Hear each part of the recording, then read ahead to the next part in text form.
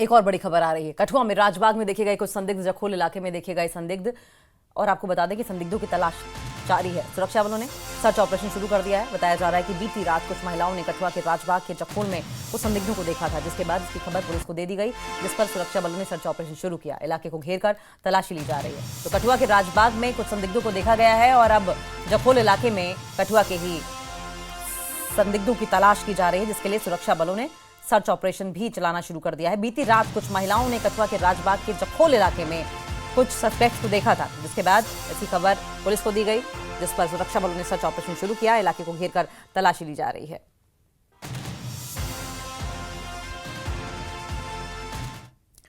और छोटे से ब्रेक के लिए रुकेंगे।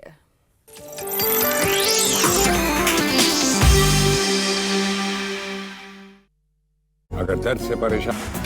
संरक्षक विभाग की जमीन पर अवैध कब्जे का मामले में छापेमारी, कुछ लोगों को गलत तरीके से आवंटित की गई थी जमीन। कठुआ के राजबाग के जखोल इलाके में देखे गए संदिग्धों की तलाश में सुरक्षा बलों ने शुरू किया सर्च ऑपरेशन।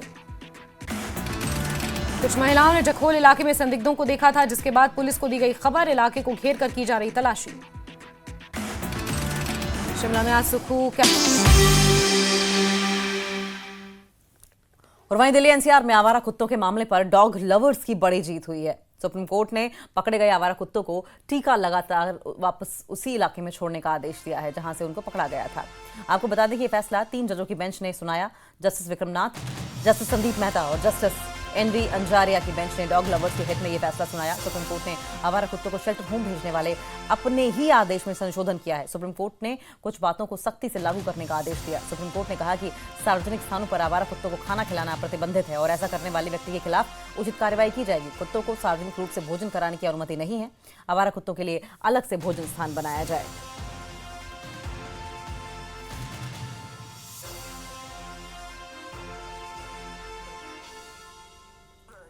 सारा काम हो जाए और जो थोड़ा सा डरते हैं डॉग से उनका भी काम हो जाए। तो आज मेरे हिसाब से it's a very very balanced order, अच्छा ऑर्डर है।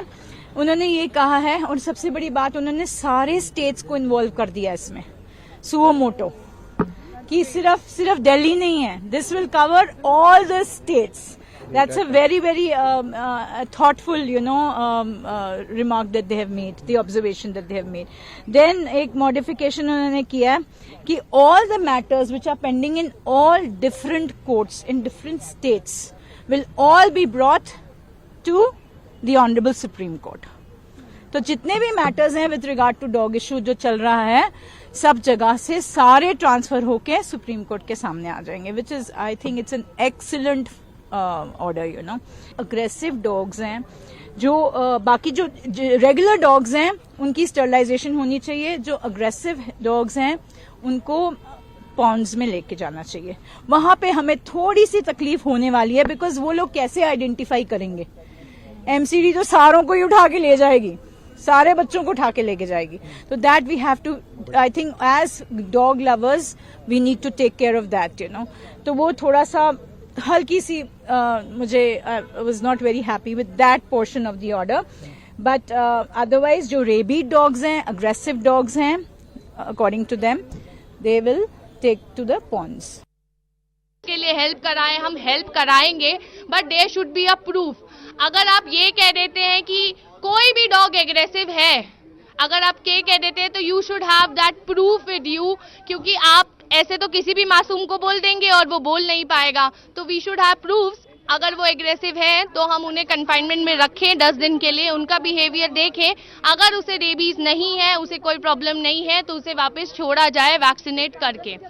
बहुत बड़ा रिलीफ, बहुत बड़ा रिलीफ, बहुत बड़ा रिलीफ, बहुत बड़ा, मतलब हम एक्सप्लेन नहीं कर सकते। 10-11 दिन से हम लोग किस ट्रॉमा में जिए, कैसे जिए, कुछ नहीं पता, सिर्फ रोए नहीं सोए। ये मतलब हमारी क्या जीत है, ये तो सत्य की जीत है। ये बच्चों के साथ न्याय कैसे हो सकता था, आप भी समझ सकते कैसे हो सकता था।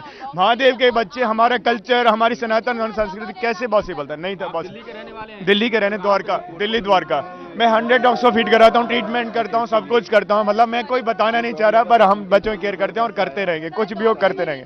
और सुप्रीम कोर्ट के डिसीजन का हम बहुत बड़ा समर्थन करते हैं। बहुत खुश हूँ। एंड मॉर्निंग में मैं जब घर से निकला था एंड मैंने अरदास की थी गुरु साहब जी के चरणों में कि जो भी फैसला आएगा वो इन बेजुबानों के न्याय में आए। एंड मैंने सबको यही मैसेज दिया था, be a voice for the voiceless.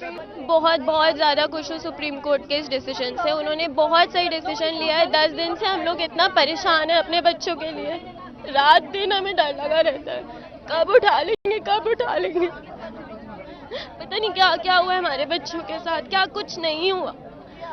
अब तो खुश हैं आप? बहुत बहुत बहुत ज़्यादा खुश हूँ। ये मामला अब सिर्फ दिल्ली एनसीआर तक नहीं रह गया है। सिर्फ ये मसला दिल्ली एनसीआर के लोगों तक सीमित नहीं, बल्कि अन्य राज्यों और केंद्र शासित प्रदेश तक ये मसला पहुंचा है और वहां भी उन राज्यों को भी बाकायदा इस मामले में पक्षकार बनाया गया है। तो एक तरह से कह सकते हैं कि ये मसला जो है अब राष्ट्रीय स्तर का बन चुका है। जिस तरह से इस मामले को लेकर देश के अलग अलग राज्यों में भी पहले भी विरोध प्रदर्शन हो रहे थे, कई जो एनिमल्स लवर जो हैं वो प्रोटेस्ट कर रहे थे, कई याचिकाएं दायर हुई थी। और इस मामले को लेकर जिस तरह से कई जो ऐसे मामले देखने को मिले थे कि कई आवारा कुत्तों के द्वारा जिस तरह से कई छोटे छोटे बच्चों को काटने की वजह से बुजुर्ग महिला और पुरुष जो है उनको जिस तरह से काटा गया था, और खासकर कई ऐसे बच्चों का जो वीडियो जो निकल के सामने आया था, इस मामले की जानकारी कोर्ट को भी दी गई थी और कोर्ट के सामने उन तमाम जानकारियों को साझा किया गया था कि हम अगर कोर्ट आदेश करें तो हम कुछ वीडियोज़ भी दिखाना चाहते हैं जिसमें कि छोटे छोटे बच्चों पर किस तरह से आवारा कुत्ते जो हैं हमला करते हैं और कई बच्चों की जान भी चली गई। तो इन तमाम मामलों पर जो एक मीडिया रिपोर्ट्स है, उसी मीडिया रिपोर्ट्स का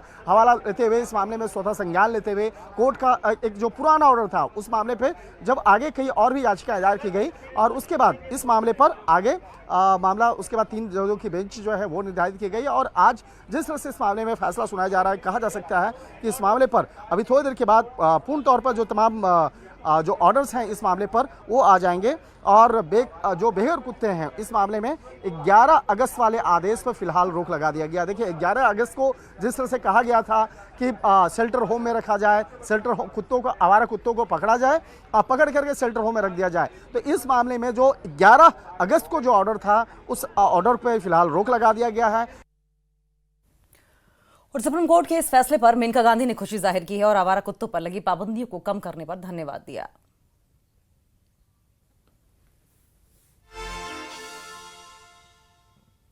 जी हमारे साथ हैं पूर्व केंद्रीय मंत्री और एनिमल राइट एक्टिविस्ट और काफ़ी समय से वह इस मुद्दे पर अपनी आवाज़ भी उठाते रही हैं। हम इनसे बात करते हैं। मेनका जी, यह महत्वपूर्ण निर्णय आया है सुप्रीम कोर्ट की ओर से, तो आप इसको किस नज़रिए से देखती हैं?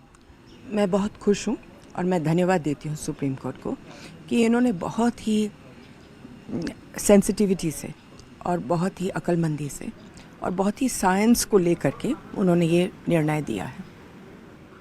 आप इतने समय से पशुओं के अधिकार से जुड़ी हुई हैं, अब ऐसे में जिम्मेदारी किसके ऊपर बनती है? क्योंकि आए दिन देखिए ये भी तो एक समाज के कुछ वर्गों के लिए खतरा तो बनते जा रहे हैं। नहीं, ये खतरा तभी बनते हैं जब समाज खुद उनके साथ एक बुरा व्यवहार करे। मैं ये नहीं कह रही हूँ कि वो काटते हैं क्योंकि आप उनको मारते हैं, ये भी एक हिस्सा है, लेकिन ये काटते हैं और एक खतरा बनते हैं जब म्यूनिसिपैलिटीज़ और RWAs अपने यहाँ से कुत्ते उठा करके कहीं और फेंकते हैं। छोटा सा मिसाल, अगर मेरी कॉलोनी से आपकी कॉलोनी में 20 कुत्ते फेंके जाए क्योंकि ये अमीर कॉलोनी है और आपकी कॉलोनी इतनी अमीर नहीं है, तो वो जो 20 कुत्ते आएंगे आपकी कॉलोनी में, जाहिर है कि वो काटेंगे क्योंकि वो खुद दुखी हैं, वो नहीं जानते खाना कहाँ है, वो तंग ही हैं, तो वो घबरा गए हैं। घबराहट में इंसान भी तो काटता है।